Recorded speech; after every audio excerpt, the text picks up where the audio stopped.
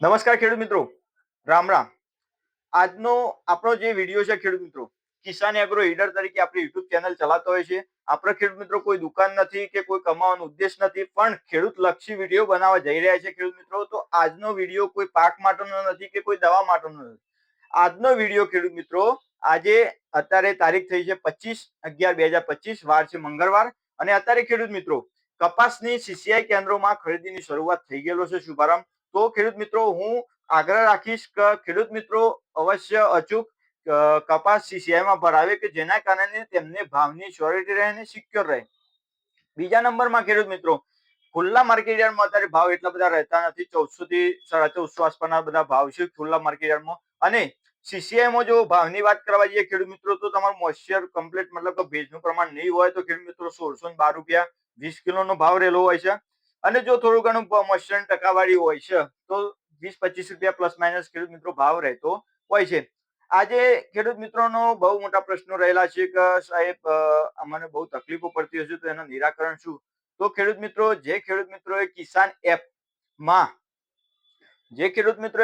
એપમાં રજીસ્ટ્રેશન કરાવ્યું છે, પણ તો પણ ખેડૂત મિત્રો એક વખત અવશ્ય તમે ચકાસણી કરાવજો.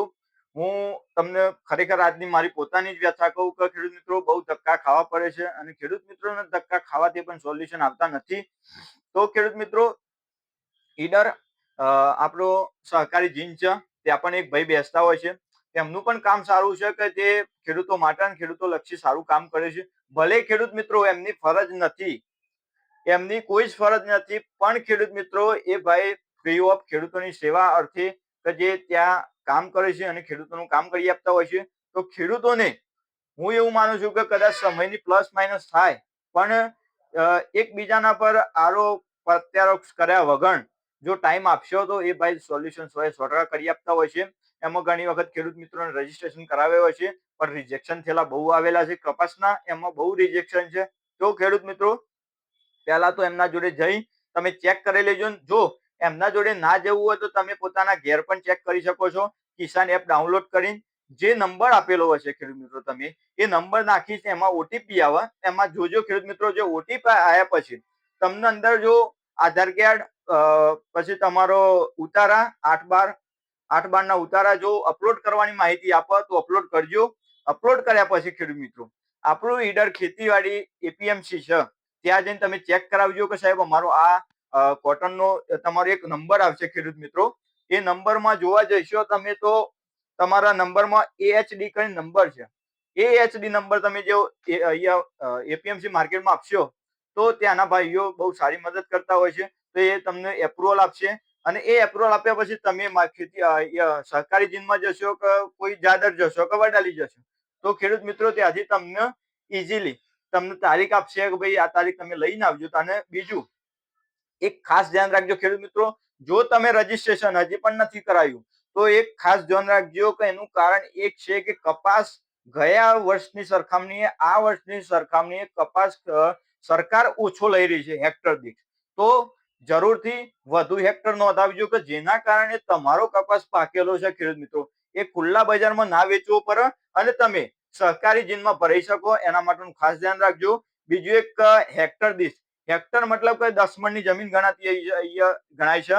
તો ખેડૂત મિત્રો, એક હેક્ટર દીઠ 80 થી 85 મણ કપાસ લેતા હોય છે અહીંયા સીસીઆઈમાં. તો ખેડૂત મિત્રો અવશ્ય વધુમાં જેને જે પ્રમાણે કપાસનું વાવેતર કરેલું છે, પાકવાની આશા છે, એ ખેડૂત મિત્રો અવશ્ય એ ધ્યાને રાખીને તમે ઉતાર આપજો અને તમે પાણી પત્રક કરાવજો કે જેના કારણે તમારો પૂરેપૂરો કપાસ ગવર્મેન્ટમાં જાય અને તમને અત્યારની પરિસ્થિતિમાં એક આ લડવાનો ઉપાય છે કે ભાઈ તમે પૂરેપૂરો ભાવ લ્યો તો તમને પોષણક્ષમ ભાવ ના કારણે તમને પોસાઈ શકાય એવું છે.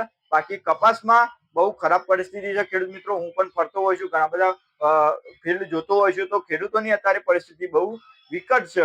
અને વિકટના સાથે સાથે ખેડૂત મિત્રો એક આપણા આંકડા મેચ કરવા બહુ ખૂબ અઘરા છે. તો હું જરૂરથી ખેડૂત મિત્રો સીસીઆઈમાં કપાસ ભરાવજો. બીજા નંબરમાં ઈડર તાલુકાના જે પણ ખેડૂત મિત્રો છે, તો ખેડૂત મિત્રો તમે કોઈ બી સેન્ટર જશો, જાદર જશો, ઈડર જશો, અને આખા સાબરકાંઠાની વાત કરું તો વડાલી પણ જશો. અને હું એવું માનું છું ખેડૂત મિત્રો કે તમારે હરાજીમાં જવું હોય તો જજો, પણ ખેડૂત મિત્રો આ બધા ડોક્યુમેન્ટ રેડી કરીને જજો કે જેના કારણે તમારે હરાજીમાં ભાવ 1600 12 થી 16 થી ઓછો પડ્યો છે તો તમે એ કોટન તાત્કાલિક તમે શીશિયામાં ભરાવી શકો કે જેના કારણે તમને નુકસાન ના જાય. અને ખેડૂત મિત્રો બધા ભાઈઓ બહુ સારા છે, શીશિયામાં અહીંયા ખરીદી કરી છે તો તમને ખેડૂત મિત્રો ખૂબ સપોર્ટ કરે એવી આશા છે. અને તમે એમને સપોર્ટ કરજો કે જેના કારણે ખેડૂત મિત્રો તમને જે તકલીફો પડે છે એ તકલીફો નહીં પડે અને તમને એનું પૂરેપૂરું નિરાકરણ મળશે. અને જો ખેડૂત મિત્રો હું તમને આગળથી જો તમે એમને પૂછી લો કે સાહેબ મારો કેટલો કપાસ જશે તો તમને પણ એનો આઈડિયા આવશે. અને જો કોઈ ખેડૂત મિત્રો રહી જતું હોય તો બીજા કોઈનો ઉતારો લઈને પણ એ કામ કરી શકે છે એના સગાવાલાનું.